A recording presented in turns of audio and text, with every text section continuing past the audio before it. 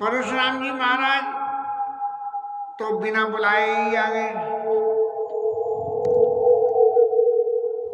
परशुराम जी महाराज तो बिना बुलाए ही आ गए और फिर खूब उन्होंने आंख दिखाई और आंख दिखा के महाराज जो है अपना धनुष देके चले गए। ये तो रहा यहाँ तक का ये व्यवहार, जिसमें कहना चाहिए उतार चढ़ाव या नाटक की जो है क्लाइमेक्स सिचुएशन ऐसे जो है बातें हुई। लेकिन जब परशुराम जी महाराज अपना धनुष देकर चले गए तब देवताओं को बड़ी खुशी हुई। क्यों कि देवता जितने भी पुण्यवान पुरुष हैं जो पुण्य का काम करते हैं, भले कितने ही पुण्य का काम करते हो, ईश्वर के प्रति कितनी ही आस्था उनमें हो, लेकिन इन सबके बावजूद भी एक बात होती है कि चित्त में हर वक्त अपने किए हुए काम की सफलता असफलता के ऊपर में संदेह पैदा बना रहता है। तो ऐसे ही अब देवताओं ने, यद्यपि तो सब इंतजाम देवताओं ने कर दिया कि राम जी महाराज का जन्म करवा दिया और उनसे प्रार्थना करके और अयोध्या की लीला करवा दी और अब यहाँ तक करवा दिए राक्षसों का विनाश करके। लेकिन जब परशुराम जी महाराज आए तब तो उनके चित्त में भी ये संशय पैदा हो गया कि महाराज ये भी भगवान के ही अवतार है। अब एक पूर्ण अवतार और एक अंशावतार, इन दोनों की पूर्ण और अंश की लड़ाई होगी तो क्या होगा। लेकिन जब सब चीज शांति हो गई तब जाके जो है ये देवता लोग प्रसन्न हो गए और राम वहाँ जनकपुर में पुष्प वर्षा करने लगे। और जो जनकपुर वासियों की स्थिति थी वो भी यही थी कि पता नहीं क्या होगा क्या नहीं होगा। जनक वासियों की भी यही स्थिति थी कि पता नहीं क्या होगा क्या नहीं होगा। लेकिन जब परशुराम जी महाराज चले गए तो उन सबके चित्त में मिटी मोह में शूल कि पता नहीं राम जी इतने छोटे बालक हैं, ये इनसे कैसे लड़ेंगे और कैसे जीतेंगे। इस तरह से ही है। फिर तो जो है क्या कहना चाहिए, धमाधम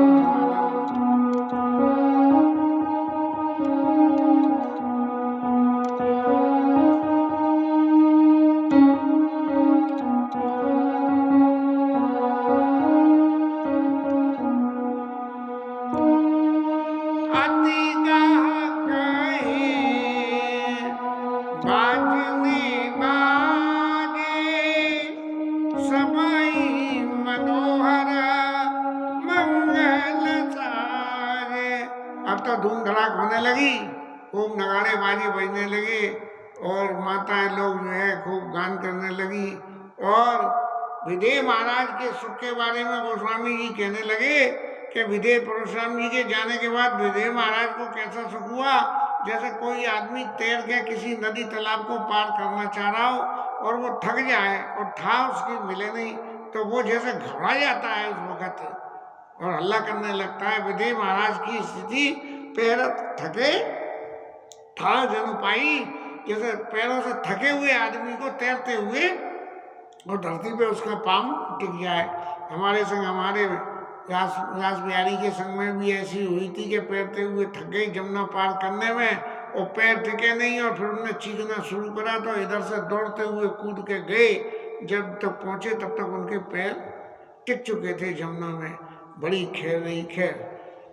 सुख विदेह कर बढ़ने न जाई और जन्म दरिद्र मनोनिधि पाई। जैसे जन्मजात किसी दरिद्र आदमी को जो है संपत्ति मिल जाए ऐसा सुख विदेह महाराज को हो रहा है। और विगत तास वैसी सुखारी जन विदुर है चकोर कुमारी। चकोरनी को जो है चंद्रमा होने से जो सुख होता है। जनक महाराज ने विश्वामित्र जी को प्रणाम करा, बोले प्रभु आपने बड़ी कृपा करी, आप पधारे सो पधारे। राम जी लक्ष्मण जी को भी संग लाए और लाने के संग संग आपने धनुष भंग करा। और जब राम जी महाराज ने परशुराम जी को विदा कर दिया और सारे राजा भाग गए तब तो कोई कहने लायक बात ही नहीं बची। तो मोई कृत कृत्य कीन दो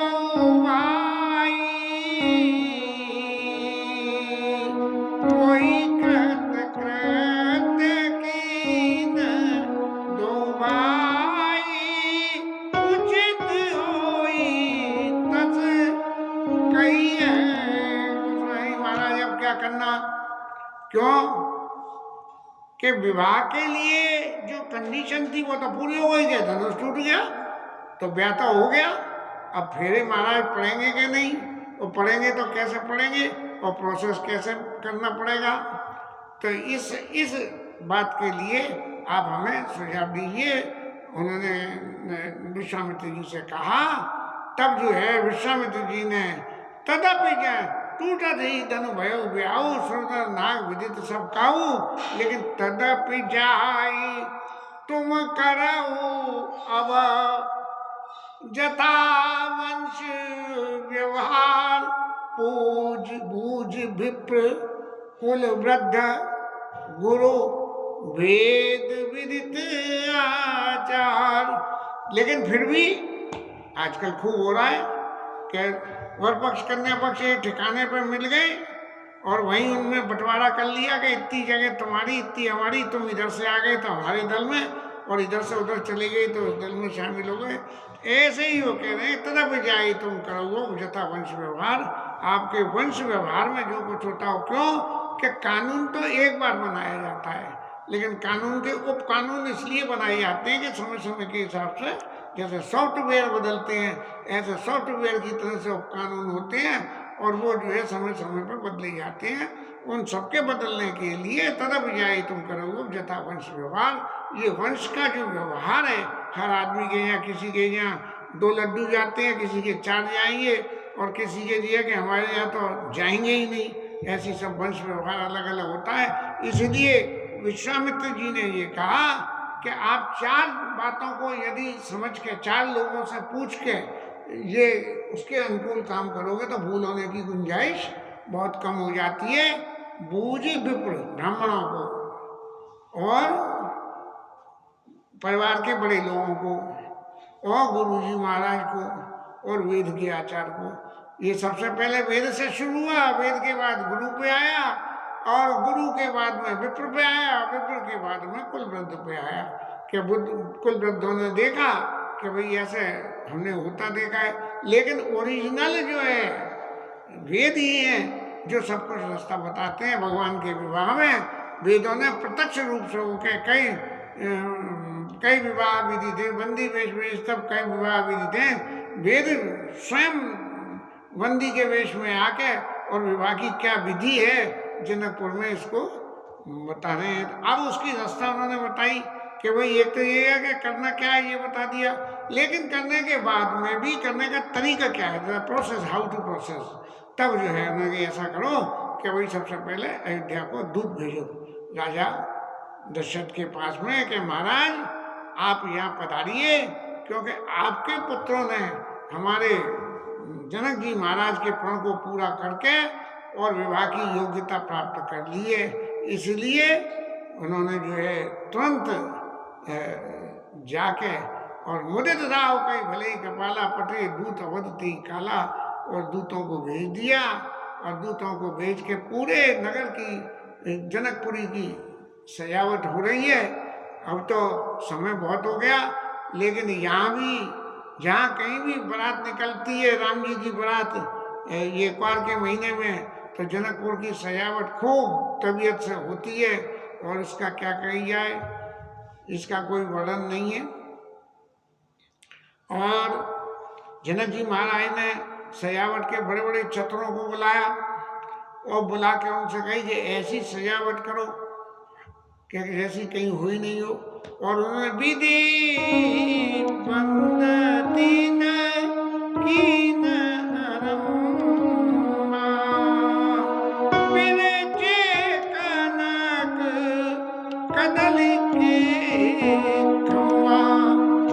विधाता की वंदना करी। अरे ब्रह्मा जी महाराज आप सबकी रचना करने वाले हो, जनकपुर में भी ऐसी रचना करा दो। तो सबसे पहले क्या करा, वृक्ष कनक कदल के खंभा, मंगल काम में केले के खंभे लगाए जाते। अब आजकल तो दुनिया भर के साधन हो गए हैं, पहले तो नहीं थे। तो केले के पेड़ को जो है वो काट के उसका खंभ बना के और शोभा लगा दी जाती थी। मैंने खुद ने भी जो है कई दफे सजावटों में ऐसे कटे हुए केले के खंभों से लगा के और मंडप की रचना करी। तो केले के खंभे लगाए और वो काय के थे, सोने के थे, लेकिन देखने में लगेंगे बिल्कुल केले के खम्भे हैं। माने स्वर्ण को तो जनकपुर वासियों के लिए ऐसी सुलभता थी जैसे हमारे लिए मट्टी आज के जमाने में, ऐसे स्वर्ण की उपलब्धता और सुलभता सजावट जनकपुर वासियों के लिए थी। हरित मणिन के पत्र फल, जैसे पेड़ पत्ते बनाने हैं तो हरी जो मणियाँ थी उनके, हरी मणियाँ माने वो क्या बोलते हैं उसको, हरे को सेमी प्रेशियस मेटल में पन्ना, हरित मणिन के पत्र फल पद्म राग के फूल और रचना देख विचित्र मन विरंच कर भूल। विधाता महाराज ने जब ये देखा कि जी ऐसी ऐसी रचना हो रही है, बोले ये तो मैंने बनाई नहीं है, फिर ये यहाँ कैसे खड़ी हो गई, फिर ये यहाँ कैसे बन गई। इस तरह की विचित्र रचना वहाँ हुई और तरह तरह के जो है बांस, हरे हरे बांस, माने सब कुछ नेचुरल वे में, जो चीज़ नेचर में होती है वो सब आर्टिफिशियल वे में बना के लगाई जाती है। अब आजकल विवाह में ये जो नेचुरल चीज़ों का, फूलों का, पत्तियों का, झालरों का जो भी सजावट होती है वो भी तो सब अननेचुरल होती है, सब सिंथेटिक मटेरियल की होती है, क्योंकि नेचुरल महंगा बहुत है और नेचुरल हाथों हाथ करना पड़ता है। आज करो तो आज काम ही आ जाए, नहीं खराब हो जाता है, इसलिए सब आर्टिफिशियल, शोभा नेचुरल की होनी चाहिए, दी के नेचुरल चाहे हो कैसा ही। तो ऐसी सारी रचना उन्होंने करी और इस तरह की रचना को देख के जय मंडप दुल्हनी में दे।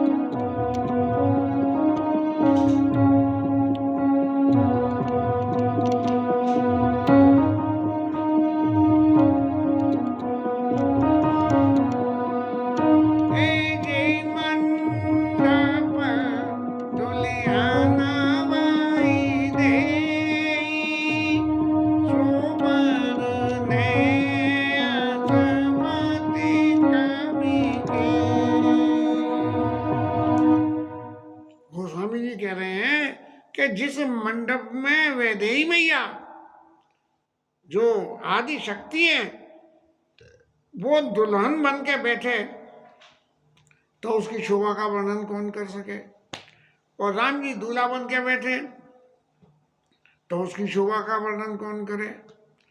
और तो और सही, जनक जी महाराज के भवन में जितनी लाइटिंग और शोभा बनाई गई पूरे जनकपुर में वैसी, गए गए पतिपुर देखिए तैसी, ये सब अलंकार, इतने अलंकार गोस्वामी जी ने इस्तेमाल किए हैं कि उनसे जनक जी की वैभवता का पता लगता है कि जनकपुर में कितना वैभवता। यद्यपि ये ज्ञान नगरी थी, ये कहनी चाहिए आध्यात्म नगरी थी, लेकिन फिर भी आध्यात्म नगरी का भी अध्यात्म जब तक पूर्ण नहीं हुआ, जब तक आध्यात्म के संग में आध्यात्म को शुरू करने वाले हमारे राम जी महाराज पधारे। जब राम जी महाराज, वहाँ सीता मैया तो मौजूद थी, लेकिन जब राम जी महाराज पधारे तब क्या हुआ कि विदेह नगरी देह नगरी बन गई।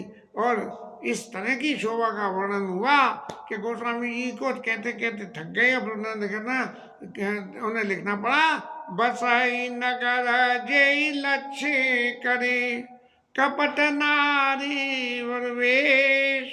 कपट में स्त्री का वेश बना के लक्ष्मी महारानी को जहाँ बसना पड़ा। और तेईपुर के शोभा कहत सकुचे शारद शेष। अब शारदा मैया भी और शेषनाग जी भी जो है थकने लगे कि भैया कहाँ तक वर्णन करें, हमारे तो पल्ले ही नहीं पड़ रहा। एक विवाह शादी में हम गए थे, इतनी वेराइटियाँ खाने की हम देख ही नहीं पाए, खा ही नहीं पाए, और खाई नहीं पाई तो क्या हुआ कि लौट आए और घर आके खाना खाया। तो यहाँ जो जनक जी महाराज ने दूत अयोध्या भेजे हैं, अयोध्या दूत भेज के अयोध्या में जाके और उन्होंने पहुँचे दूत रामपुर पावन हर्षि नगर बिलोक सुहावन। नगर की सुंदरता को देख के वो लोग भी विदेह नगरी वाले भी देह नगरी की शोभा देख के, क्योंकि नई चीज़ हो गई तो देख के अत्यंत खुश हुए। और राजा के दरवाजे पे जाके उन्होंने कही कि कहो जनकपुर से दूत आए हैं, और उन्होंने जो है राजा जनक की भेजी हुई पत्री वहाँ दी गई। राम लखन उड़ कर वर चीठी रह गई कहे न खाती मीठी। राम जी लक्ष्मण जी उनके राम जी, राम लखन उर, भाई ये तो सोचना पड़ेगा। करवर चिट्ठी, उनकी जो चैत्र की वर्णन जनक जी महाराज ने लिख के भेजा, उसको देख के हृदय से ऐसे लगा लिया राजा दशरथ ने। और लोगों ने पूछी महाराज क्या बात है, कोई अत्यंत प्रिय चीज हो? तो हम लोगों ने, हे भगवान जय हो, क्या हुआ? जब ऐसी स्थिति होती है तब जो है क्या हो, तब जो है रह गए कहते ना खाटी हुई थी। और लोग पूछ रहे हैं वहाँ दरबार में कि महाराज क्या हुआ? तब उन्होंने पुण्य धीर पत्रिका बाँची और हर सी सभा बात सुने साची। अभी तक तो जो है जनक जी के दूत आए तो लोग समझेंगे ये दूत आए हैं और पत्री लेके आए हैं तो जरूर मंगल सगुन की बात होगी। लेकिन जब उस पत्री को पढ़ा गया पूरे दरबार में तो तब जो है हर सी सभा बात सुन साची। सब लोगों को ने जब इस बात को सुना तो सब बहुत खुश हुए। और तभी जो है लक्ष्मण जी भरत जी और शत्रुघ्न जी को खबर मिल गई कि महाराज कोई एक विदेह नगरी से जो है आए हैं दूत और कोई पाती लेके आए हैं, उसमें आपके भाई साहब की बड़ाई बड़ाई लिख रही है। तो जो है आए और आके उन्होंने फौरन राजा दशरथ जी को यहाँ तक, यद्यपि हम तो यही देखते हैं कि जब भी कभी आते हैं रामलीला में, तो जब भी कभी अपने से बड़े के सामने आते हैं तो प्रणाम करते हैं। लेकिन यहाँ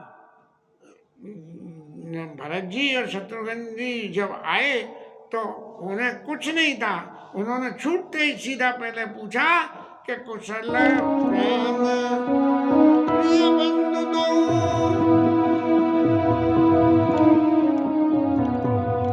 कुशल प्राण प्रिय बंधु दो, भाई का विचदे सुनी सने आजाने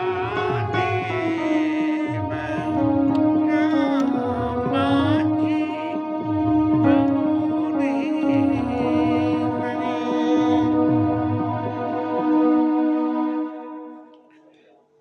सीधी बात पूछी कि भाई कहाँ है हमारे भाई साहब, और कुशल तो हैं। बस इतनी बात जो सुनी तो राजा ने फिर उन्होंने कही अपने मुंह से तो क्या कहें, क्योंकि पत्री में राम जी महाराज के लक्ष्मण जी के इतने गुण लिख गए कि उनको एक्सप्लेन करना तीसरे आदमी के लिए संभव नहीं था। संभव होता तो कहीं भावना बदल जाए, इसलिए बाँची बहुरी नरेश। अब सब जो है अत्यंत प्रेम से सुन पाती पुल के दो गाता, अधिक स्नेह समात में गाता। भरत जी महाराज और शत्रुघ्न जी महाराज को तो अत्यंत स्नेह पैदा हुआ। और जब इनके स्नेह को दरबारियों ने देखा तब उन्हें वास्तव में लगा कि देखो कितना स्नेह इनके। अब राजा दशरथ की तो स्थिति बात है कि बेटा के बाप को तो जो है चाहे बेटा में अक्ल हो चाहे नहीं हो, यदि उसके लिए ब्याह सगाई संबंध होने लगे तो उसके सुख का वर्णन तो बेटे का बाप ही जाने। हमें तो बेटी के बाप का सुख मालूम है कि जब उसका संबंध हो तो कैसा सुख होता है, बेटे के बाप का सुख तो हमें मालूम नहीं।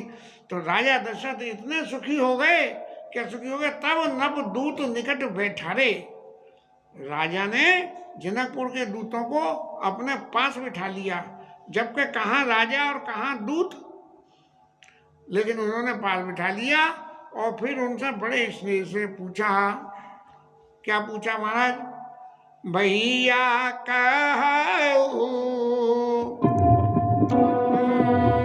भैया कहू कुशल मेरे बारे, तुमनी के निज नयन निहारे। तो भैया हमारे पुत्र कुशल तो हैं? बोले हाँ महाराज कुशल है।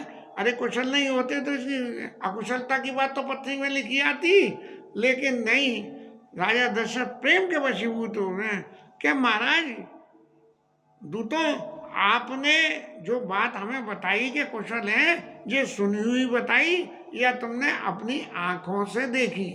यदि तुमने अपनी आंखों से देखी हो तो बोला तुम नहीं के निहारे, तुमने अपनी आंखों से ये देखा कि वो वास्तव में सही है। अब तुम उन्हें पहचान पाए कि नहीं, कहीं ऐसा तो नहीं है किसी दूसरे को समझ रहे हो राम और लक्ष्मण? तो पहचाना श्यामल गौर धरे धनु भाता, जो मेरे दो पुत्र, एक श्याम वर्ण है और एक गौर वर्ण है, और भय किशोर बालक उम्र और कौशिक मुनि के साथ में है, उनको यदि पहचानते हो तो उनकी कुशलता के बारे में बताओ। और अब तुम पहचान के तुम अगर हमसे ये कहो कि हम उन्हें जानते हैं पहचानते हैं, तो हमें ये बताओ कि किसी क्या तुमने उन्हें पहचाना कैसे? पहचानो, बोले क्या पहचान कैसे? पहचानो तुम काऊ सुभाऊ प्रेम विवश पुनि पुनि राजा बार बार प्रेम के वशीभूतों के दूतों से कह रहे हैं, अरे भैया तुमने देखे हैं, अपनी आंखों से देखे हैं, कौशिक मुनि के साथ हैं, श्यामल हैं, गौर हैं, इतनी सब बातों की हाँ कर रहे हो, तो एक बात की और हाँ करके बताओ कि यदि तुमने उन्हें बढ़ता है क्या उनके बारे में सुना ही सुना है या उनके संग साथ कुछ करा, उनके संग साथ वार्तालाप भी करा है? तो पहचानो तुम काऊ स्वभाव, आदमी की पहचान तो उसके स्वभाव से होती है, प्रभाव तो बिना दिखाए ही दिखता है, लेकिन स्वभाव जब हम किसी चीज को बरतते हैं तब दिखता है। एक बात मेरे अपने खोपड़ी की पैदा होती है, बाजार में चावल खरीदने जाते थे तो बासमती चावल खाने हैं। अब बासमती की पहचान कैसे हो? सब चीज खूबियाँ होती हैं, अंदाजा लगाया जा सकता है, लेकिन एक्चुअल बासमती की पहचान तब होती है कि जब जो है हम उसको गला लेते हैं, बना लेते हैं चावल को, तब बनने के बाद जो शोभा आती है उससे उसकी पहचान होती है। तो मैंने कहना शुरू करा कि बात है कि घर में नई नई बहू आती है, सब बहुत अच्छी लगती है, कुछ दिन बाद सब कुछ दिखता है, तो इसीलिए बासमती और श्रीमती दोनों को बरतने के बाद में ही उनकी क्वालिटी पता लगती है। तब ऐसे ही स्वभाव की बात पता लगती है जब हम किसी को बरतते। प्रेम पहचानो तुम काऊ स्वभाव और प्रेम विवश पुनि पुनि कह रहा हूँ, बार बार कह रहे हैं, अरे भैया उनके स्वभाव के बारे में कुछ तो बताओ, यदि तुम जानते हो, तुमने उनसे कोई बात करी, उन्होंने तुमसे कुछ कहा। तो देखो जब दूतों ने अपनी बात कही और उन्होंने सब कुछ स्वभाव प्रभाव के बारे में बता दिया, तब राजा दशरथ इतने इससे वशीभूत हो गए। जा दिन ते मुनि गए लवाई, तब ते आज साँच सुध पाई, क्योंकि तुमने आंखों से देखा, उनके स्वभाव को समझा, इसलिए तुम्हारी खबर पक्की है। तो जिस दिन से विश्वामित्र ऋषि अब ले गए हैं, उस दिन से लेके आज तक सच्ची और पक्की खबर जो है मैंने सुनो मई पति मुकुट मणि, तुम सब धन्य न को, राम लखन जिनके तनय विश्व विभूषण। अब दूतों ने राजा के स्नेह की जो पराकाष्ठा देखी तो देखते देखते इतने हो गए कि उन्होंने कह दी कि महाराज आपके बराबर तो कोई जो है भाग्यवानी नहीं है, जिनके राम और लक्ष्मण जैसे पुत्र हों, उसके भाग्य की कौन सराहना करे।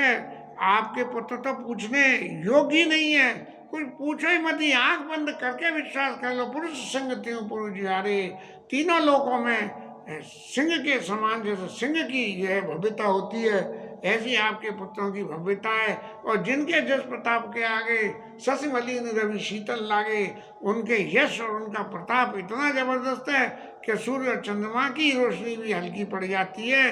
और आप पूछ रहे हो कि तुमने उन्हें कैसे पहचाना? पहचानो तुम कहो स्वभाव, किनका कहिए नाथ किम कीने, देखिए रवि की दीप कर लीने।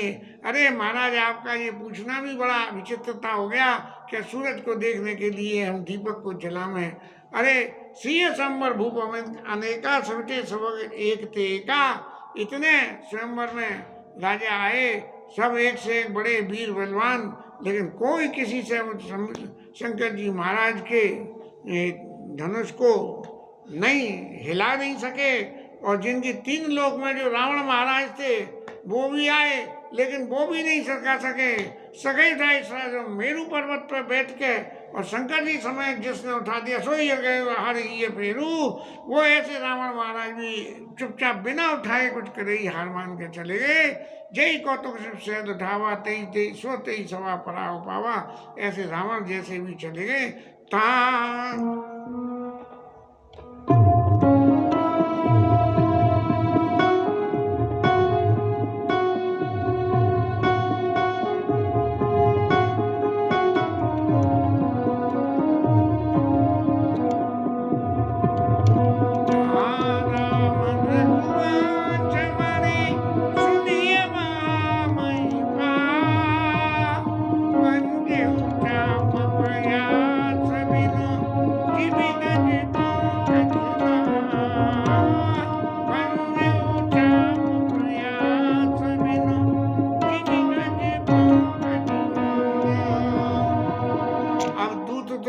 कहने लगे कि आपके पुत्रों ने जब रावण जैसे भी हार गए, वहां बिना प्रयास के ही उन्होंने धनुष उठा लिया और ऐसा तोड़ दिया जैसे कमल की डंडी को हाथी महाराज तोड़ देते हैं।